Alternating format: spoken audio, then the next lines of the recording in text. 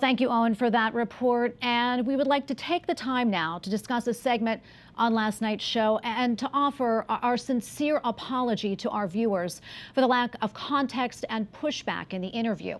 On last night's broadcast, we interviewed a Democratic strategist on Vice President Kamala Harris's campaign push to appeal to pro-life voters with the help of Republican Liz Cheney. The former Wyoming congresswoman attacked state-level protections for life and placed her support behind the most pro-abortion candidate in American history. I think there are many of us around the country who have been pro-life, but who have watched what's going on in our states since the Dobbs decision and have watched state legislatures put in place laws that are resulting in women not getting the care they need.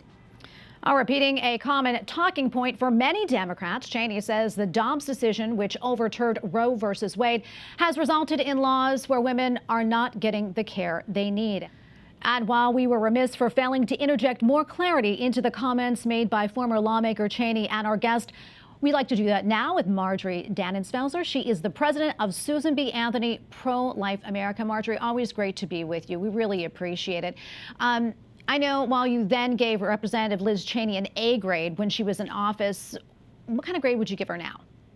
Yeah, I would give her an F without question. There's so much to unpack in the story that you have told very well.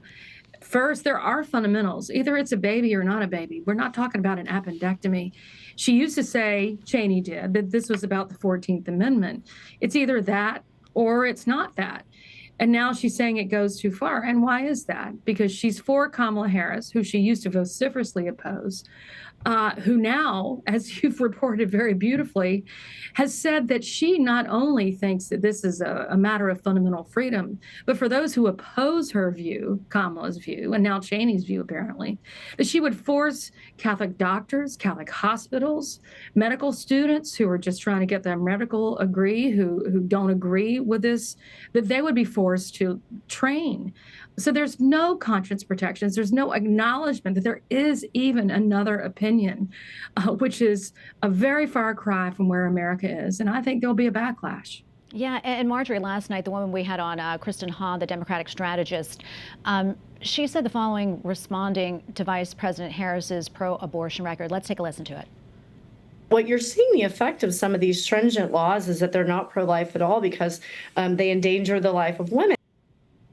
All right, Marjorie, what would you say to that? It just takes your breath away. Because, of course, in every pregnancy, there are 2 lives that must be saved. And every law across the country that is passed, there is always, without exception, a remedy to miscarriage. There is a remedy to if there is a life of the mother problem, if her health, if her life is on the line, there is always an ability for a doctor to come in and give her everything that she needs. The idea that the other side has put in the minds of America and also in the minds of hospital executives across the country is that somehow in miscarriage care, they're violating laws.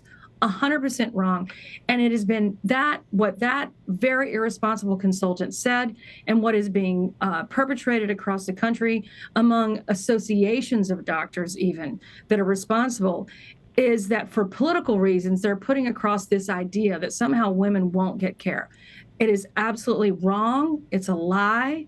And it is completely for political purposes. It has nothing to do, once again, with the actual health and welfare of women. It has everything to do with the institution of abortion, which is as inhumane as a capital punishment and any other death-dealing murder in our country. Yeah, and as we know, abortion is not health care. In an interview with NBC's Hallie Jackson, the vice president once again reiterated her no-exemption stance on abortion. Here's a comment from her. Let's take a listen to that. If you win, it is entirely possible that Congress will be controlled by Republicans. So what specific concessions would you be willing to make in order to get something done on abortion access as soon as possible? What concessions would be on the table? Religious exemptions, for example, is that something that you would consider? I don't think we should be making concessions when we're talking about a fundamental freedom to make decisions about your own body. All right, Marjorie, how is this message something that pro-life individuals or the Republicans being courted by the Harris campaign, how can they sign on to that?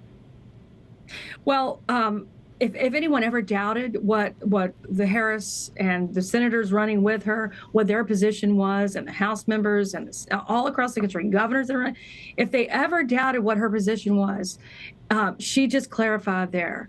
It is a, quote, fundamental right that has absolutely no limits. It doesn't matter about parents if you're young. It doesn't matter if you have informed consent.